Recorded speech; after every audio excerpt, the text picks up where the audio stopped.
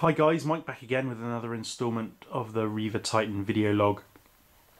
Just another big thank you to all my current subscribers and all my new ones. Welcome to the channel, and thank you for all your really cool comments. I'm really pleased that this video series is getting some views, and people are kind of liking what they're seeing.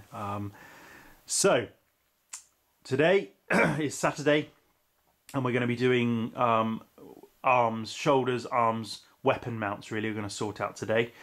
So these are the components I'm going to be needing for today. First of all, we've got our arm sections basically, which we know are magnetised. Next up, we've got the two shoulder mounts. And I've done some pre-drilling here this morning. Basically, I've drilled a 6mm hole into straight through the shoulders basically, and I have also drilled a 6mm hole into the tops of the ball joints here. What I did was I drilled the hole through and then put the arm joint in the position that I wanted it to be in, marked it through with a marker, and then drilled a pilot hole, small pilot hole first, making sure you're drilling down 90 degrees. You know, obviously, you know, straight down and not off at an angle. And then I bored the hole out with a 6mm drill bit then. So they're both interchangeable. These holes, you can't see it on the video, but these holes line up to each. So each arm will go in either of the shoulders, which is the idea. So I can put any arm on any shoulder, and any weapon is magnetised to the correct polarity. And so that'll be that. So that's done. What we're going to do next is I've got a piece of threaded rod, 6mm, M6, available at any hardware store. This is stainless steel. So I'm going to cut it to length. I'm going to use my Dremel and cut it to length. Insert a threaded rod into the hole. I'll show you how this works now. And then, so this is going to be JB welded in. And the reason I'm going to JB weld it in is because all the joints for the weapon and the arm is JB weld with the magnet, and I don't want this just super glued in or just normal epoxy, because obviously it'll be a weaker joint than this joint, than the magnetic joint. So I'm going to do it all JB weld. So this is how it will work on a larger scale, or a larger threaded rod. So as you can see, that's how it's going to work. So the arm's in, the threaded rod's in the arm. So obviously I'm going to cut it here, and then put a washer down and glue a washer onto the top here, and then I'll be able to screw the nut down, and that'll be captured then. That'll be a captive joint basically, and then I'll cut this threaded rod right down then, so that no threaded rod is coming up over the nut. So that's it basically. So I've got a bit of cutting to do on this threaded rod. So I need two lengths of threaded rod basically. So when that's all finished, we're going to have this set up, washer, glued on like I said, and a nut. So we're going to have a little bit of, a little gap there. So these are the nuts I'm using. Obviously stainless steel again, M6.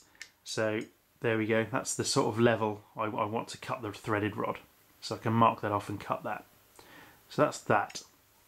I mean, just normal nuts and washers here. I use a company called modelfixings.co.uk. Again, back to my sort of other hobby, my rocketry hobby. I mean, you can buy these nuts anywhere, any hardware store, but they're quite expensive. And Model Fixings, they do the smaller nuts, you know, for sort of model applications, anything from the really tiny ones up to the larger ones. So, but you can buy sort of a bag of 10, bag of 20. For not much money really, so you can get all your kind of modelling needs from these guys. So I've been using these guys for a long time, and really good. So that's that. So what I'm going to do next then is, so I've had to measure the outer diameter of the nut. So we've got our digital calipers here, so we can measure the outer diameter of the nut, taking into account the angles of the nut there. So we're looking at, there we go, 11.32mm. So what I'm going to do next is drill a 12mm hole dead center of this bit here, dead center, 12mm hole, and I'm going to drill straight down. And then in that hole, I'm going to put a 10mm magnet, because that's the closest size I've got to 12mm. I'm going to use one of the 10mm magnets that I showed you before. And then, because that hole will have a hole there, and it's going to be deep enough, and then with the nut sitting on top of there, obviously this little bit will be gone because it'll be drilled out, but there will be a hole to accept the nut. So the hole will go over the nut, and then nice. Oh, that's the wrong one. But you know. Anyway, so that'll be nicely magnetised then. So that'll hold it all in place. So that's it. That's the plan. I'm going to do that today, and I will be back with you. It'll be seconds for you, but it'll probably be a couple of hours for me. So I'll catch you in a sec. Okay, we're back again. All sorted now. The shoulder plates, shoulder joints, and the arms are all sorted now. It's taken a few hours just to refine the design, and some of the thoughts I was having earlier about them I've had to refine slightly. So we'll show you what we've done. 2 shoulder sections. We'd already drilled the 6mm holes in them, and now I drilled a 12mm hole into the tops of them so that I could recess in the washers. So they've been recessed in, and I've bored out slightly the 6mm hole to 6.5mm, just to give the threaded rod, because the threaded rod is 6mm in diameter, just to give it a bit, just to let it slide through a little bit easier. So those two, and then we've got our 2 arm bits with the threaded rod inserted. And again, I've refined the design on these as well. I was going to JB weld them in, and as you remember, I said that I thought if I just epoxied them in, it'd be a weak joint. I've had a bit of a think about that, and I think I was a bit being a bit overcautious. I have epoxied these in, and they're not going anywhere, to be fair. It's a really strong joint. It's a 6mm hole, 6mm bit of threaded rod, and it's absolutely wedged in there. Glue's gone off, and I'm confident that's not going to go anywhere. So this is how it works. So you've got your arm joint, and your shoulder goes up in nice and easily, and you just got a 6mm nut, screws on, job done. There's that one, and the other one works exactly the same. Shoulder up, arm up into the shoulder, nut screws on just by hand, just hand tightened. There we go, job done. And they're both arms are interchangeable with each of the shoulders, so that's that. And then we've got the shoulder plates. It's the same on both here. I have drilled out 12mm hole, like I said I was going to, and instead of using 10mm magnets, I've used 6mm magnets.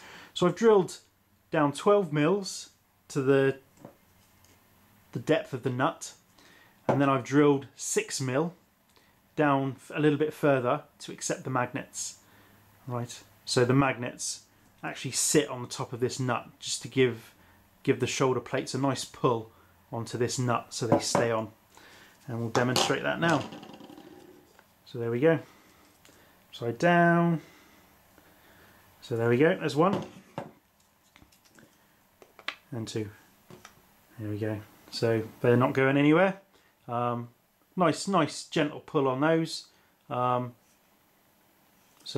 again, all interchangeable. Can go any which way you want them to go. And that's that basically. Just show you what it looks like with the weapon arm there. So you've got the weapon there, and the shoulder joint, and that's how it works basically. So I'll just show you the other one. There we go. Oops, just give you a bit of better of a view. There we go. So like I say, all completely interchangeable. You can have any arm in any shoulder and any weapon on any arm. So that's it. That's what I've been up to today. I think I'm just about coming to the end of the magnetization and bits and bobs now.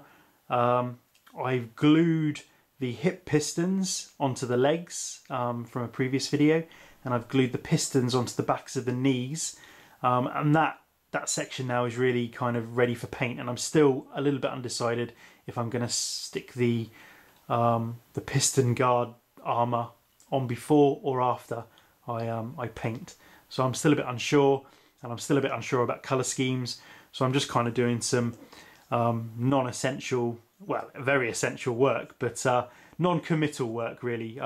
Just doing the jobs where I don't have to really commit myself. I mean, I know I wanted to magnetise the weapons, and I know I wanted to use this sort of threaded rod and nut system for the arms, and I knew I wanted to magnetise the shoulder pads as well.